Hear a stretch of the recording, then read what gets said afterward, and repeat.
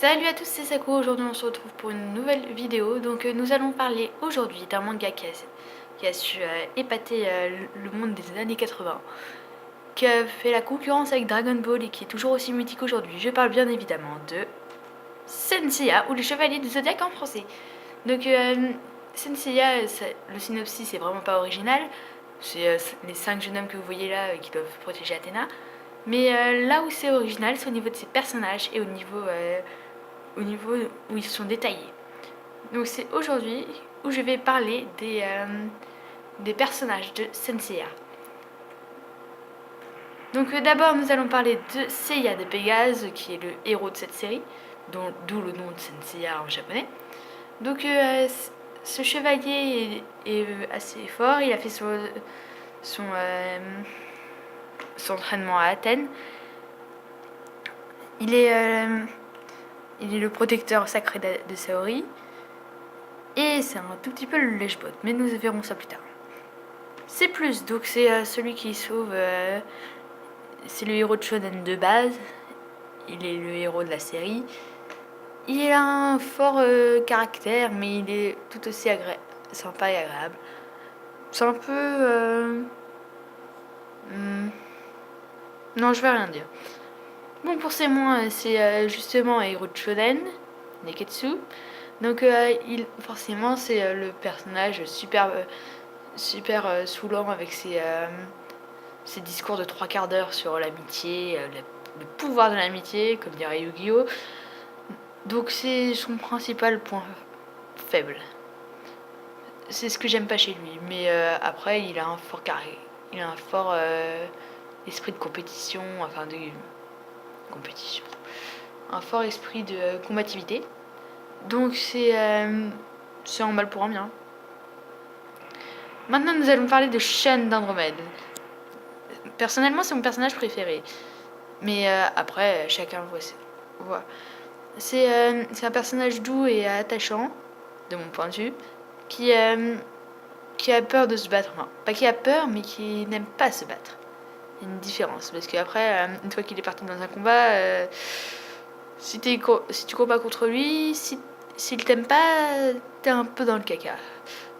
Donc c'est plus, justement, c'est le fait que ce soit un personnage attachant, gentil, qui n'aime pas se battre, mais ça peut aussi être un défaut.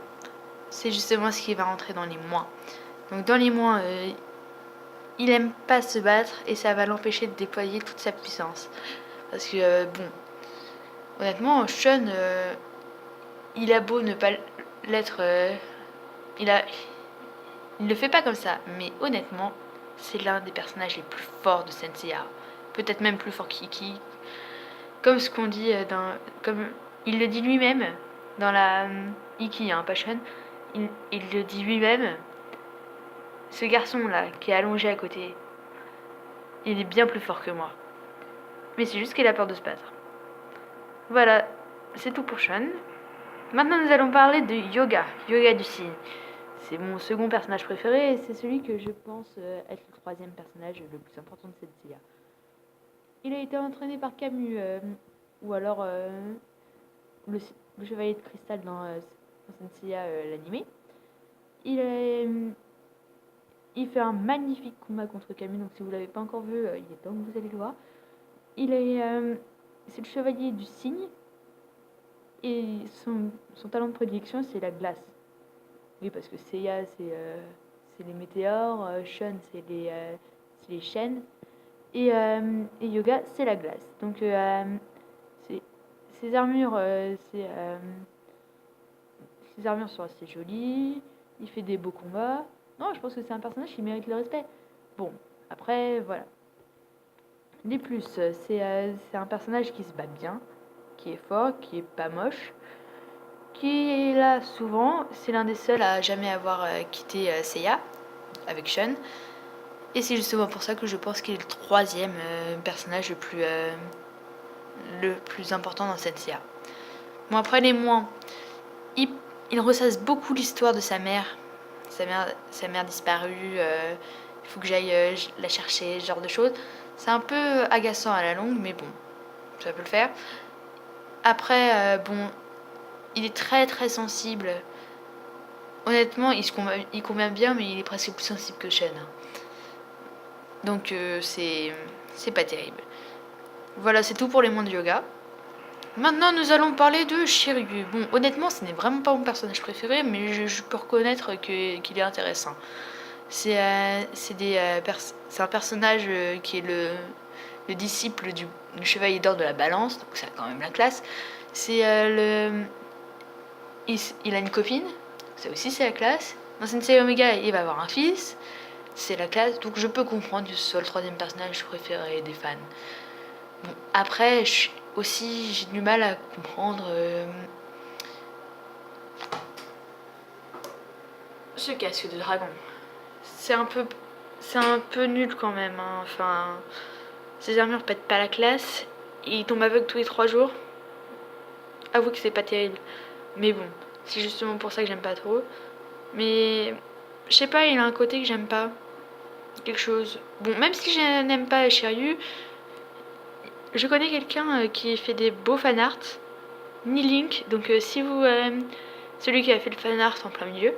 Donc si vous aimez, si vous adorez Shiryu, je vous conseille d'aller jeter un coup d'œil à ses créations.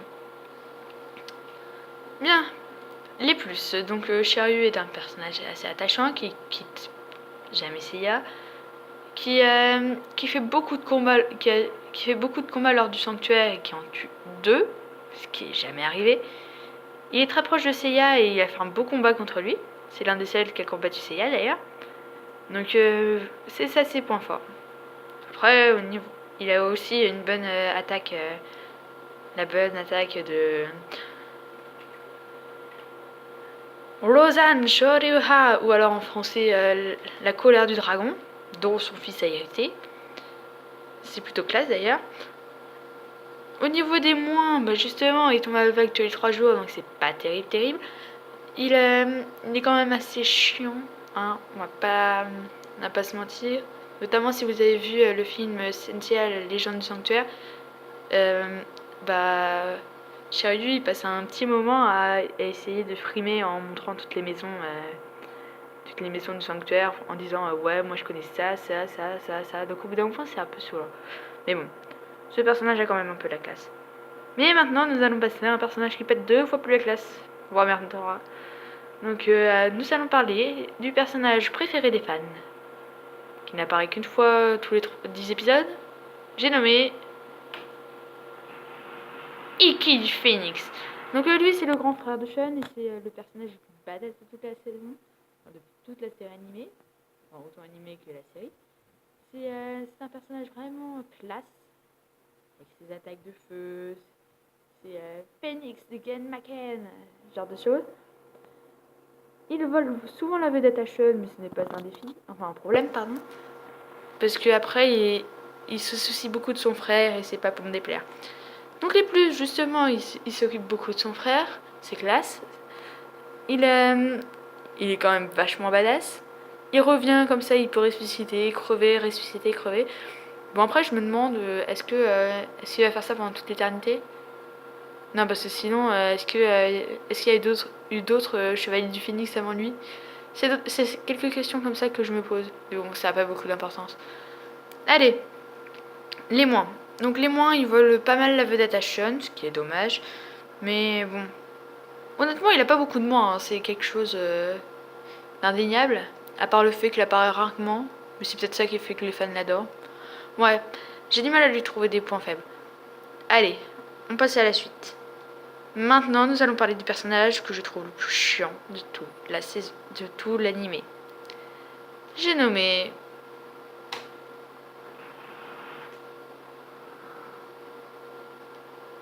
Saori Kido ou Athéna. Ce n'est clairement pas mon personnage préféré, c'est même le personnage que j'aime le moins. Pourquoi? Bon, nous verrons ça plus tard. Saori, c'est la déesse Athéna. C'est celle qui fait craquer Seiya. C'est celle qui fait semblant de se suicider. Tiens d'ailleurs, petite pub. Et c'est celle qui fait genre qu'elle est peinée, c'est la fille de shonen basique. C'est un peu chiant. Bon, les plus, si vous avez du mal à voir le plus, c'est normal, il est rikiki. Je dirais que le seul plus qu'elle a, c'est qu'elle arrive à convaincre les chevaliers de se dépasser, ce genre de choses, à faire brûler son cosmos pour eux, à leur redonner espoir. Mais c'est le seul point positif que je lui trouve. Sinon, les points négatifs. Là, vous arrivez à voir la barre, non? La barre du moins. Donc, je pense qu'au niveau des points négatifs, on a de quoi faire. Bon, déjà, elle fout rien pendant les combats. Elle pleure tout le temps la mort de son grand-père, alors qu'il est mort depuis 5 ans. À côté d'elle, Yoga, c'est le mec le plus badass de l'univers. Non, parce que là, excusez-moi, mais elle fait que de chialer. Regardez les 2 images de droite. Honnêtement, si elle fait pas un peu... je vais chialer tout le temps. Ça fait un peu ça, non? On est d'accord? Donc voilà, c'est pas franchement le personnage qui mérite le plus. Et nous allons parler de quelque chose, une image que je trouve étrange. Voici une œuvre d'art. Le sacrifice héroïque d'Athéna. Sacrifice héroïque. Et ben moi je dis mon œil. Regardez sa tête, d'abord. La tête d'Athéna est un peu... oh mon dieu, je me suis fait tuer. Puis regardez sa main. C'est quand même un peu du foutage de gueule, non? Elle tient le couteau pour se suicider. Et elle fait une tête du genre c'est moi qui vais me tuer. Alors à part si elle est schizophrène ou s'il y a un esprit qui possède sa main. Non. Non. Donc sacrifice héroïque. Moi je dis faux. Je sais que ça peut paraître comme ça au départ pour aller rejoindre Hadès. Mais elle n'est pas obligée de se suicider devant ses 5 chevaliers, non? Non, parce que là, excusez-moi, Saga, Camus et Shura, ils sont pas obligés de la voir se sacrifier alors qu'ils les ont convaincus de... elle les a convaincus qu'elle était l'esprit du bien et ce genre de choses. Donc, moi, à ce niveau-là, elle est pas terrible. Hein. Même si vous arrivez à lui trouver des points forts, mettez ça dans les commentaires. D'ailleurs, il y a aussi autre chose que je trouve bizarre. À un moment donné, Mitsuma Sakido dit: tu vois, leur destin sera dur et périlleux, mais le tien sera encore pire. Excusez-moi, mais ça me demande une réflexion. Le tien sera encore pire. Elle s'évanouit tout le temps. Elle se fait sauver par ses 5 chevaliers. Qui a le pire destin entre Seiya et Saori? Seiya aurait pu mourir 5 fois déjà. Saori, elle, était en train de patienter en bas. Certes, avec une explosion de com', elle était inconsciente. Seiya se faisait tabasser dans tous les escaliers, plus après, excusez-moi, mais un pire destin.